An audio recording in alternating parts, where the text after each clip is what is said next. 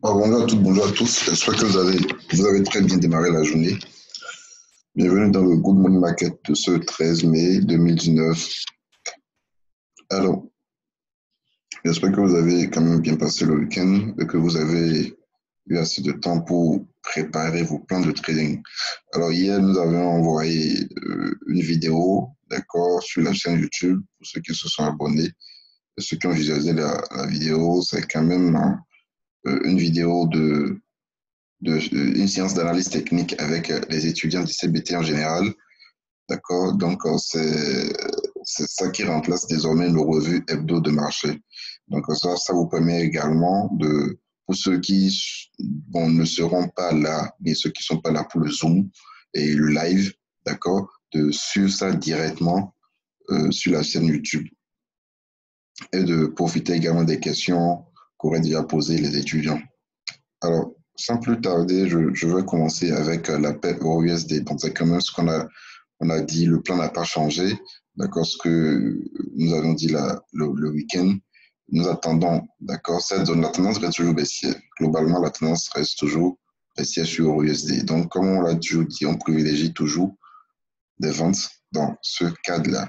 Alors, actuellement, le prix avait déjà touché cette zone deux fois, même trois fois, d'accord, le vendredi passé.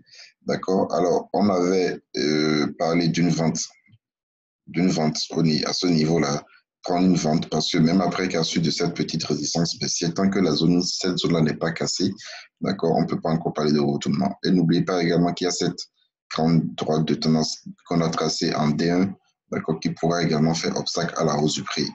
Alors, et même si nous prenons une vente ici, d'accord, même après cassure de cette zone, il faudrait qu'il y ait d'abord cassure de cette droite de tendance avant qu'on ne ferme la position avec une pète.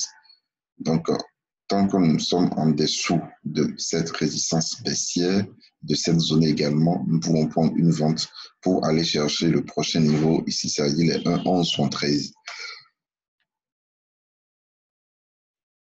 D'accord, cette zone ici, cette zone 1,1188, 1,1173. Et si cassure, d'accord, cassure de ce petit support haussier, ce qui va probablement coïncider avec la zone, cassure de la zone, là, on peut vendre pour aller chercher le plus bas que nous avons eu sur l'euro-dollar, le 1,1111 ou le 1,1110. Voilà. Donc, le plan reste le même, ça ne change pas, ça n'a pas changé, c'est toujours le même plan que nous avons jusqu'à présent. Alors, le plan d'achat serait juste d'attendre la cassure de la zone et de la résistance baissière pour pouvoir prendre une position d'achat et aller chercher la prochaine zone, c'est-à-dire les 1,1324, 1,1332 sur l'euro-dollar. Voilà.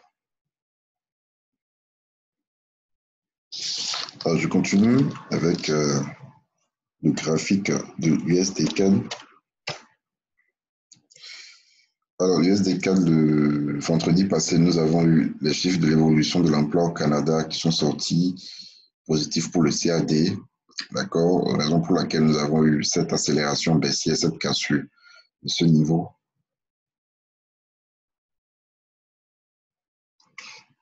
Voilà, nous avons eu la cassure de ce niveau. Voilà. Alors, bon, c'est vrai que c'est une information économique, la tendance reste toujours haussière après toutes ces consolidations et tout. La tendance reste toujours haussière. Alors, ce ne serait pas vraiment intéressant de prendre une position d'achat, d'accord, de prendre une position d'achat là où nous sommes actuellement, parce que, bon, après tout, même si c'est au sein d'une consolidation, nous avons quand même une cassure de ce support aussi. Donc, ça peut toutefois représenter un pullback ici, d'accord, un pullback pour mieux chuter, revenir, tester le support que nous avons tracé ici. Voilà. Donc, je pense que ce serait mieux pour l'achat, pour rester, toujours pour faire notre suivi de tendance, d'attendre, d'accord, un rebond.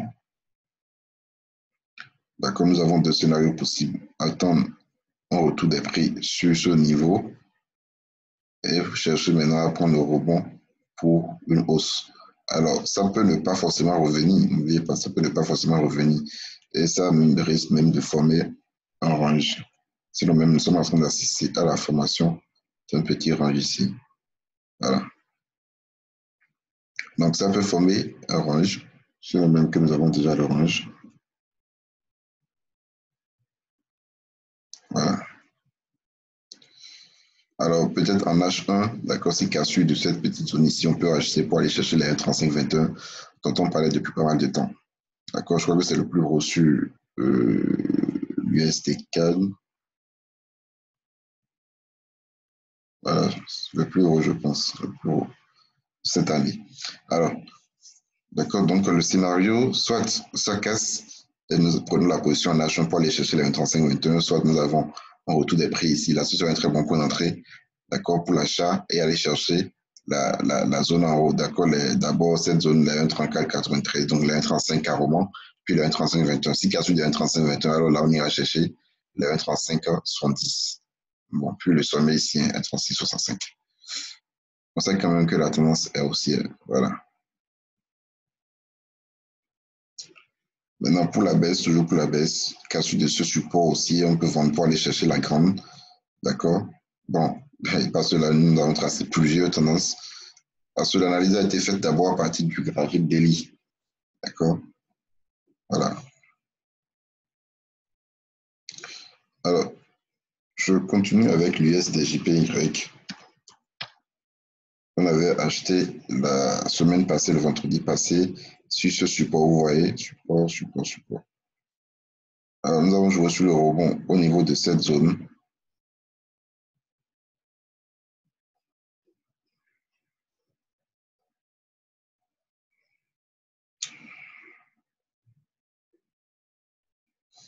D'accord? Soit je crois qu'il est toujours possible d'acheter en bas ici avec le stop légèrement en dessous de la mèche.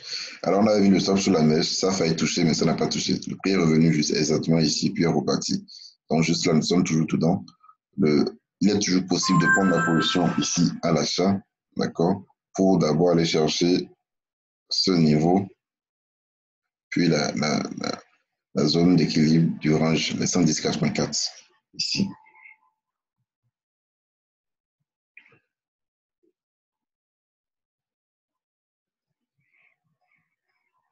Alors, je continue.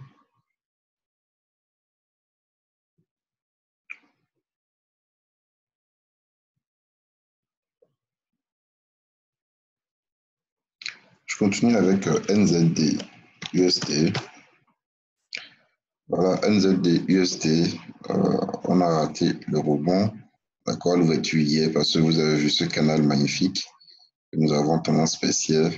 D'accord, ça, impulsion, correction, impulsion, correction, impulsion, correction. Et là, vous avez eu un rebond. Nous avons eu un rebond, d'accord, sur la droite de tendance ici.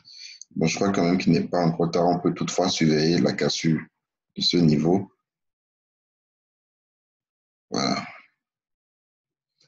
Mais je crois que c'est 65-70.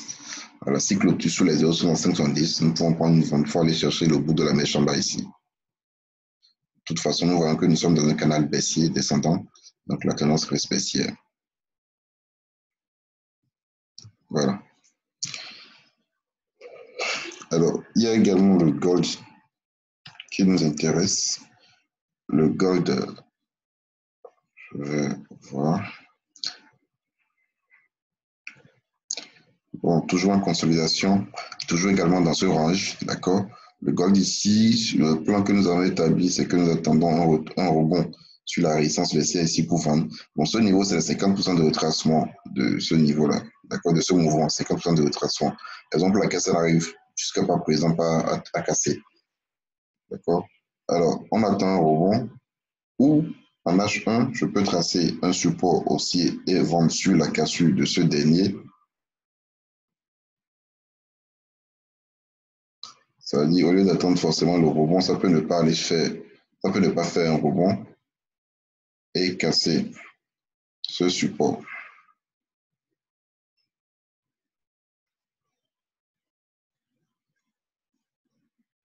Je crois que ça risque de former une zone.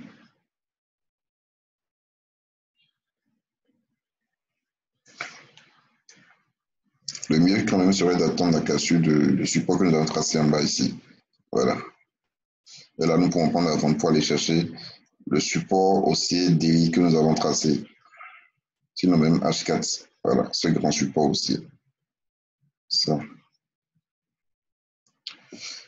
On sait quand même que ça va forcément sortir, ça va pas évoluer dedans pendant éternellement. À un moment donné, ça va forcément sortir, soit par le haut et puis on achète, bah, ce serait la continuation de la hausse, ou par le bas et puis nous irons chercher le support aussi que nous avons tracé ici. Voilà. Donc voilà tout ce que nous avons établi comme plan pour vous aujourd'hui. N'oubliez pas, il y aura d'autres plans, d'accord, d'autres parités également qui seront envoyés dans le canal Telegram. Si vous avez des questions, vous pouvez nous écrire directement dans le, et pas le numéro, d'accord, que vous aurez sous la vidéo. Passez une excellente journée, bon début de semaine à toutes et à tous.